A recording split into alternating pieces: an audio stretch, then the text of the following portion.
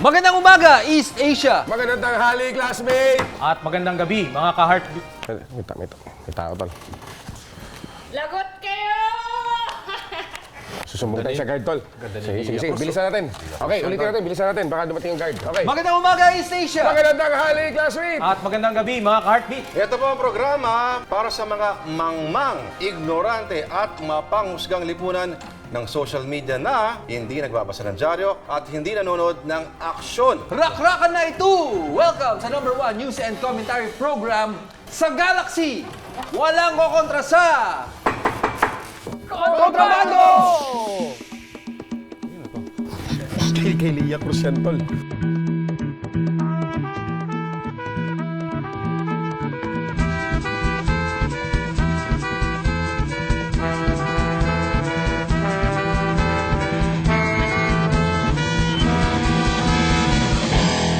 Sa ulo ng mga namamaga at nagnananang balita.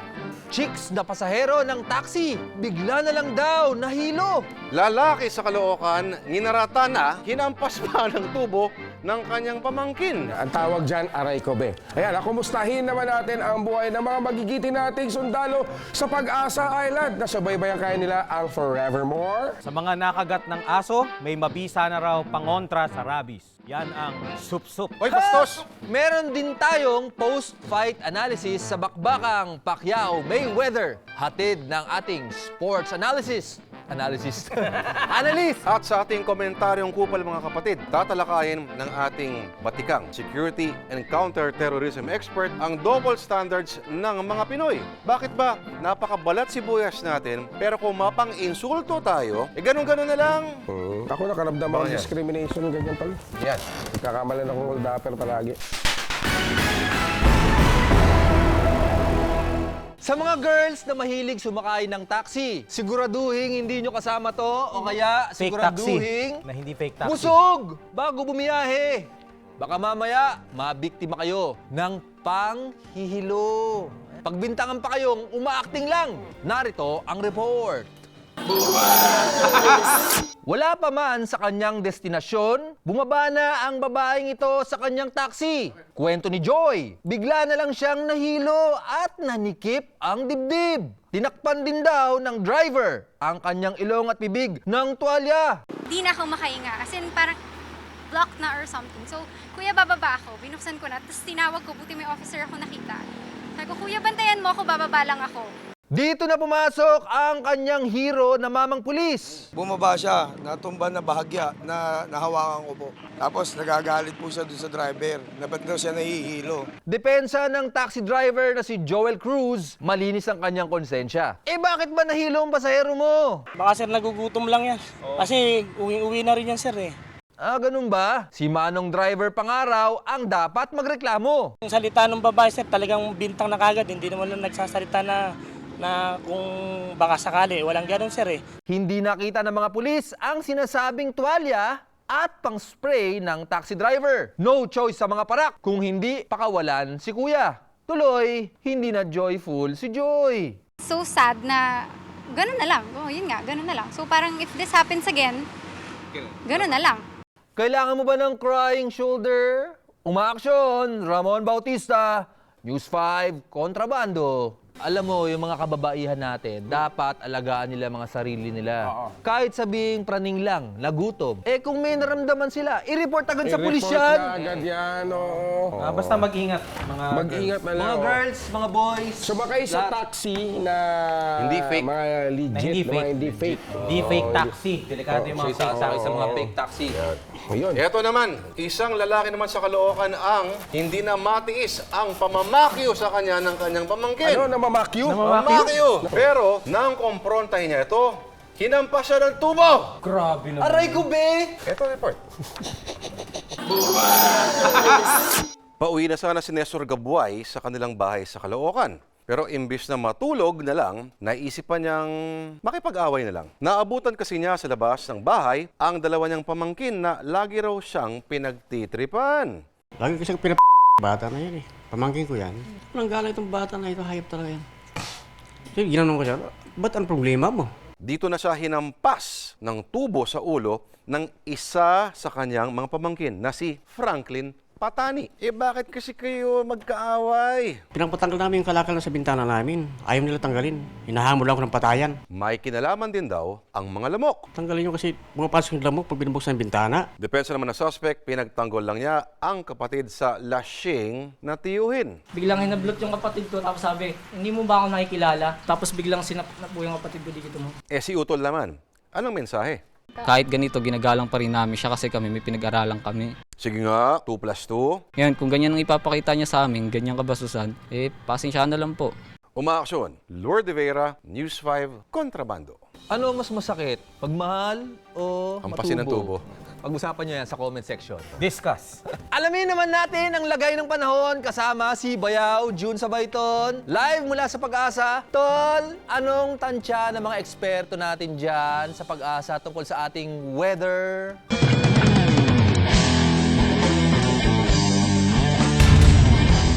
Mga tol, wala ako sa Belisin, wala ako sa Puerto Galera, at lalong-lalo na, wala ako sa Boracay. Pero dito mainit at may nakanakang mga ulap. Pero akmang-akma sa pagbi-beach, masaya dito. Mula dito sa Pag-asa Island, West Philippine Sea.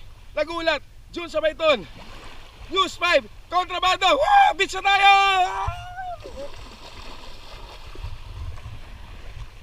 Hindi siya nagbibiro, nasa Pag-asa nga siya. Yan ang kaduluduluhang bayan. Grabe. Diyan po sa West Philippine Sea. Dati di ba South China Sea yan? Huwag ganun, tol. Baka pinagbawal lang sabihin ng... West Philippine Sea dapat. Dapat, Lalaki yung ulo niya mga yan pag sinasabi mo South China Sea. nga naman. ayan, oh. Ba't ba nakasombrero ka ng ganyan? Galing ako sa show namin na Tanods. O, bakit? Abangan Tanods ba nila to? yan sa social media. Bagong Pinopromote gupit mo tayo. lang? Oh, pinopromote Tanggalin ko mo lang. na muna, di pa naman yan, Tanods eh. Bagong gupit Oh! din ako. Oh. Sir, yes sir. Ba't pareho kayo ng gupit? Gupit Marines yan. Original yan. Nagpagupit kami sa mga tagapagtanggol natin doon sa West Philippine Sea. Talaga? Sa Pag-asa Island yung pinagupit yan? Oo. Gusto mo ba mapanood yung video? Sige. May video tayo dyan. Panoorin natin. Parang napipilitan ka lang eh. Sige, panoorin na natin. May magagawa pa tayo. Sabay doon! Lapit ka dito! Di ba gusto mo pumasok sa Marines? Yes sir. Kailangan matibay ang lobo. Give me 20! Ito sir, 20. 20 sir. 20 push up! Ay, ganun ba? Pangit eh! 1, 2, 3, 4. Ayusin mo! Tama yan! Doon ka na! Upo ka na lang doon para magupitan ka na! Yes sir.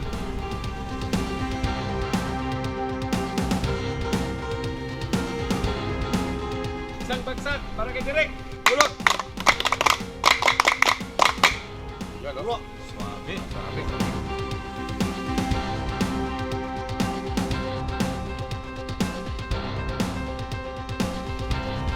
Yan ang mga gupit ng Marine Basic Warrior Course. Okay, so... Nakapasa ka na sa gupit. Doon tayo. Okay, Testingin sige. natin kung kaya mo sa pull up. Give me 20! Sir, wala na akong pati sir eh. Pull up! Pull up.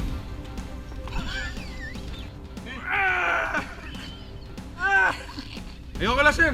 Balik ka lang ako sir. Pag malit na yung tiyan ko. Sige. Ayun! Ang ganda! Hindi ka kasi sumama, tol. Sobrang busy mo. Okay, sa balita. Okay, eto uso ngayon ng rabies. Pero sa Pangasinan, may nausong style ng panggagamot sa mga nakakagat ni Bantay, ano? Yan ang sup-sup! Hindi ba yan sa show natin? Hindi! Tingnan nyo muna. Effective kaya? Ayan, narito ang report. Tuwing bakasyon, tumataas ang bilang ng mga kaso ng rabies. Mas dumadami kasi ang mga batang naglalaro sa labas. If there's rabies in your neighborhood, who you gonna call? Neighborhood. Hindi mo. Neighborhood. Ganda eh. If there's rabies in your neighborhood, who you gonna call? Si Mag Sup-Sup! Susugati ko muna, tapos puputasin ko, tapos ako na sisisip. Kakapit na to pagkano. Boss, kamag-anak nyo ba si Shamsi Sup-Sup? Si Aling Berilyn, dinala kay Mang Sup-Sup, ang 4 na taong gulang na anak na nakagat ng tuta. Boss, paano ba malalaman kung success ang pagsup-sup? Bali, susugatan po muna yung Oo, susugatin gilid. muna. Pagka may lumabas na dugo, ayun na. Sup-supan na! Mainam daw! Ayusin mo eh. Ba't ganito kasi ang daming sup-sup? Ganon talaga yun yung bimbenta dyan. Okay, ulitin natin yung video ha. Supsupan na!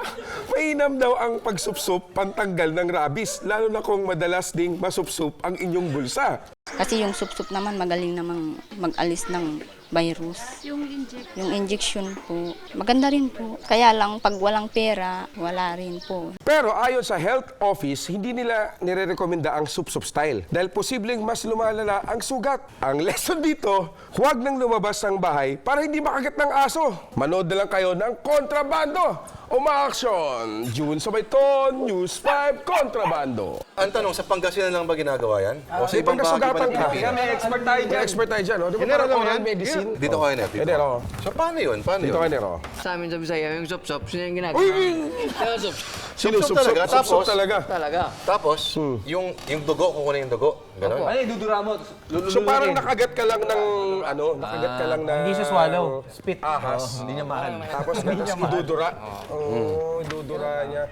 Kaya teka, gusto ko yung pag-usapan yung sup-sup na yan eh. Hoy! Hoy! Gusto ko yan. Ganon! Kasi alam mo sa amin, ang sup-sup, ginagamitan ng mouth. Oo. Lalo ng ganyan, may hiwa na yun, di ba? May sugat yan. Yan. Hoy! Sugat yan! Oh, kunyari, may sugat ako dito. Diner, dali mo nga to. May mga bata nanonood, Diner. Kahit internet to, maraming bawal dito. Kasi pwede naman yun. Kunyari, dito ka nakagat. Dito ka agad. Dito ka Sinasabi nakagat. kasi mga hiwa eh. Mga hiwa, oo. Anyway, sige. Anyway, tuloy yung kontrabando. Balitang pampalakasan naman tayo mula sa eksperto sa supsupan ng lakas. Marami ang nadismaya sa tinaguriang Fight of the Century. Ano nga ba ang epekto nito sa daigdig ng boxing? Yan ang hihimayin ni Bart sa kanyang sports segment na Balls.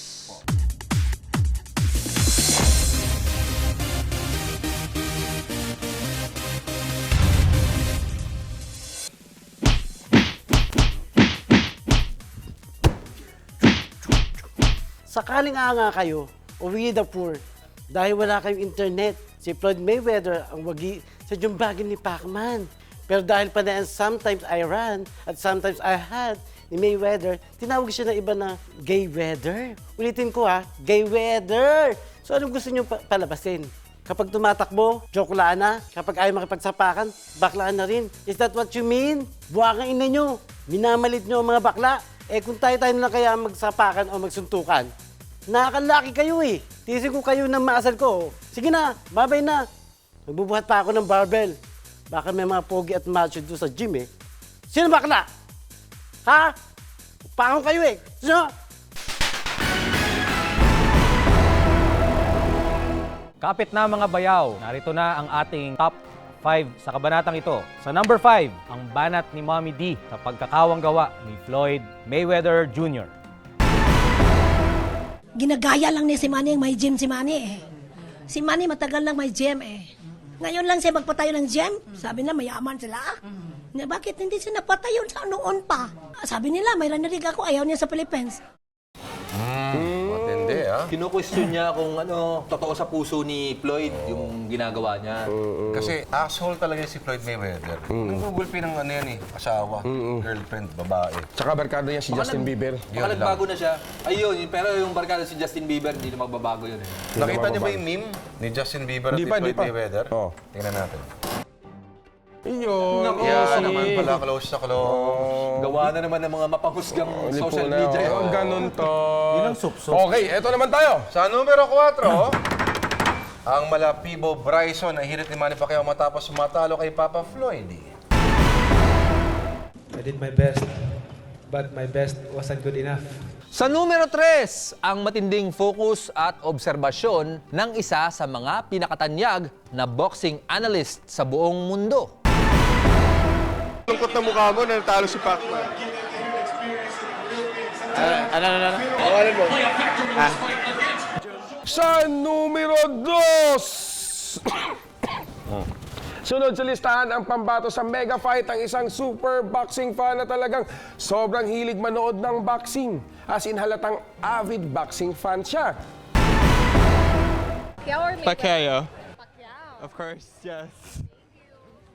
Enidel, keep playing ulit yung video. Pacquiao. Okay, move on na tayo sa Sige, number 1. number 1 na tayo. At sa number 1, mga kapatid, ang napakalalim na analysis ng isa nating bayaw tungkol sa style ni Mayweather sa ring.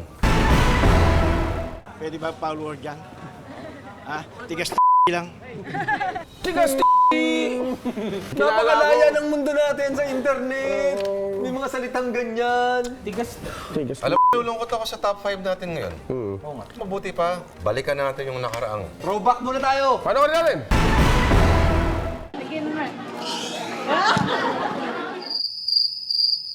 Again.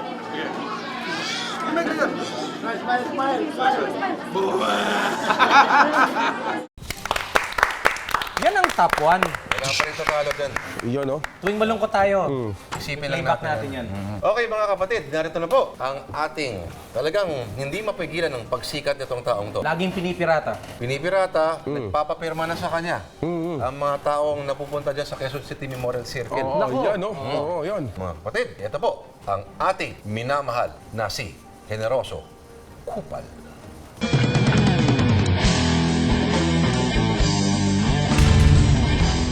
Ako po, si Generoso Kupal, proud secure sa isang park sa QC at mabagsik na komentarista sa social media. Tama ang narinig nyo, Kupal ang sinabi ko, pero hindi ako galit. Sa katunayan, proud pa nga ako dahil Kupal ang apelyido ko. Kupal din kasi ang mga magulang ko. Kamakailan, isang Thai nasyonal ang binansagan Kupal sa social media. Ininsulto kasi niya tayong mga Pinoy sa kanyang Facebook. Kadiri raw tayo, piling mayaman, mukhang ipis, parang mga baboy at iba pa. As expected, sandamakmak ang nagalit sa kanya, lalo't bisita lang daw siya sa bansa at nagtatrabaho sa call center. Pero ang ilan, uuwi ang galit kung ano-ano na rin ang pinagsasabi sa Thai nasyonal, lalo na tungkol sa itsura nito. Mga hipokrito kayo, hindi. Pinade-report pa siya ng Bureau of Immigration na parang terorista. Hindi ba sobra-sobra naman ang reaksyon natin? Masyado tayong balat sibuyas. Mas sensitive pa tayo sa bulok na ngipin na hindi na kaya pastahan. Mas sensitive pa tayo sa mga pelikula ni John Lloyd, idol. Di ba mahilig din naman tayo manlait ng ibang lahi?